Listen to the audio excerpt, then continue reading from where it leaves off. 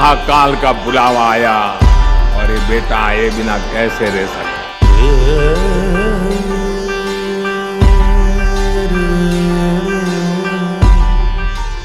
कालों के काल महाकाल और उनका ये दिव्य लोक, जिसे निहारने के लिए दिन प्रतिदिन बाबा के भक्तों की भीड़ उमड़ रही।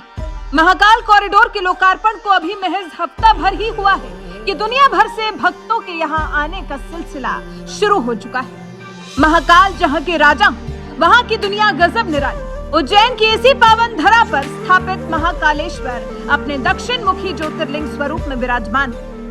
कहते हैं उज्जैन की इस धरती पर ऐसा कोई देव नहीं जो यहाँ आया नहीं, और ऐसा कोई इंसान नहीं जिसे महाकाल ने अपनाया नहीं। अब जो कि महाकाल की नगरी उज्जैनी में महाकाल का मानव निर्मित लोक बन चुका है, इस कारण महाकालेश्वर धाम विश्व में चमचमा रहा है।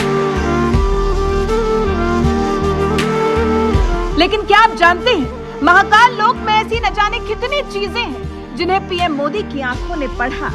इस दिव्य लोक से जुड़ी ऐसी कई बातें हैं जो आम आदमी को शायद दिखेंगी नहीं, या फिर यूं कहें कि कुछ ऐसी चीजें हैं जो सिर्फ महाकाल के भक्त मोदी को दिखती है। जब तक आप महाकाल के इस दिव्य लोक को अध्यात्म, मानवीय मूल्यों और जीवन यात्रा के चश्मे से नहीं देखेंगे, इस अलौकिक और अतुलनीय लोक में आनंद की अनुभूति नहीं कर पाएंगे। महाकाल लोक में स्थापित प्रत्येक प्रतिमा कुछ कहती है। महाकाल लोक की प्रत्येक प्रतिमा के पीछे जो संदेश छिपा हुआ है, उसको बहुत बारीकी से समझने का कार्य पीएम मोदी ने किया।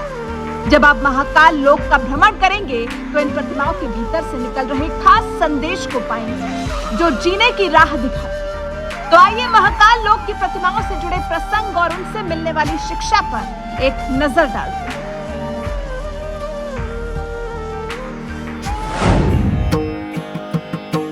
कमल सरोवर, जिसका मतलब है ध्यानस्थ शिव दे रहे मन को नियंत्रित करने की सीख।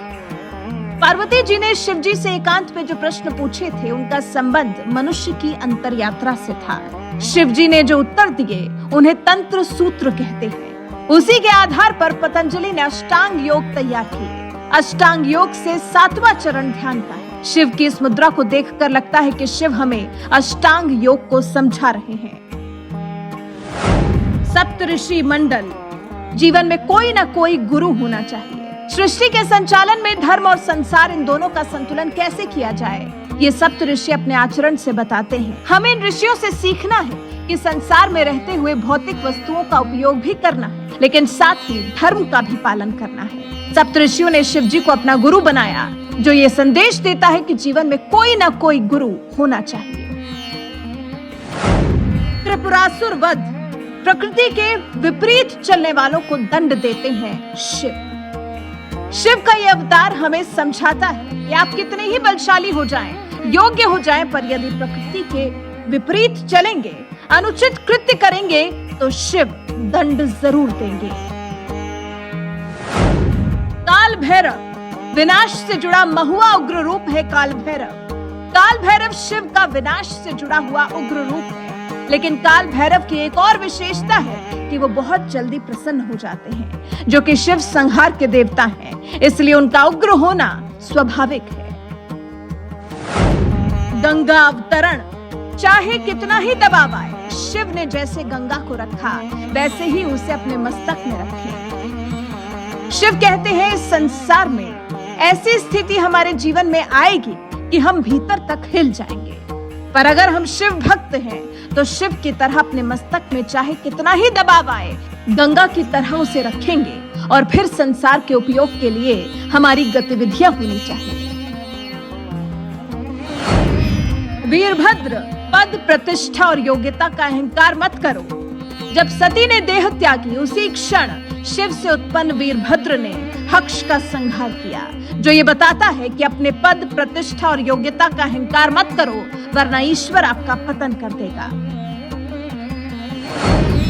गजानन, बुद्धि नहीं विवेक के देवता है गणेश जी। यदि विवेक ना हो तो अच्छे से अच्छा बुद्धिमान व्यक्ति भी गलत काम कर जाएगा। शिव और पार्वती ने संसार को विवेक के देवता, विघ्नहर्ता श्री गणेश दिए हैं।